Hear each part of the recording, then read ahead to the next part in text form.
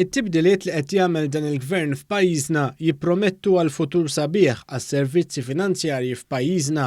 Dan qalu l-Prim Ministru Robert Abela waqt messaġġ li għadda b'mod virtwali waqt it-13 il-konferenza annwali ta' Finance Malta.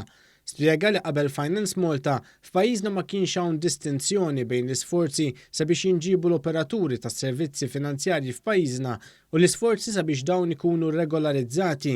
Spjega kif mis-sena 2012 pajjiżna ra tkabbir ta' 52% f'dan is-settur, tkabbir li huwa ekwivalenti għal 325 miljun euro. U għastqar li l-gvern qed iżid il-fondi għall-istituzzjonijiet filwaqt li qed iwettaq tibdiliet bla preċedent dwar il-governanza. The decline of correspondent banking requires us to seek alternative approaches, exploiting new payment avenues and emerging fintech solutions.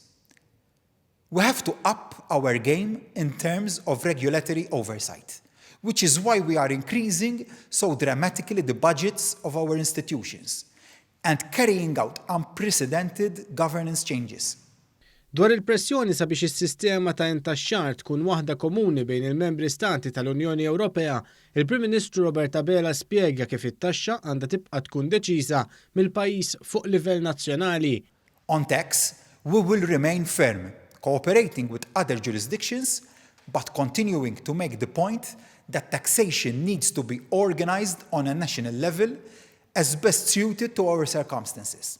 Il-Prim Ministru spjega kif il-Kummissjoni Ewropea u Aġenziji Internazzjonali ta' Kreditu diġà rikonoxxew l-isforzi bla preċedent li qed isiru f'pajjiżna u l-bidla fid-direzzjoni favur governanza tajba.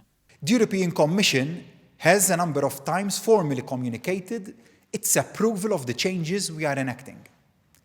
International rating agencies have also noted the change of pace. Governance is one of the 5 pillars of our economic vision. I am convinced that with the changes we are making, the future of our financial services sector will be bright.